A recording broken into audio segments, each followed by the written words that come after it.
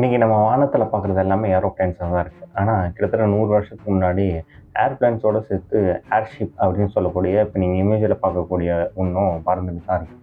அதுவும் ஃப்ரீக்வெண்ட்டாக யூஸ் பண்ணக்கூடிய ஒரு ட்ராவல் பண்ணுறதுக்காக யூஸ் பண்ண ஒரு டிரான்ஸ்போர்ட்டு தான். அந்த ஏர்ஷிப் அப்படிங்கிறது பயன்பாட்டில் இல்லாமல் போனதுக்கு காரணம் ஒரு இன்சிடெண்ட். அது 1937 நடந்தது.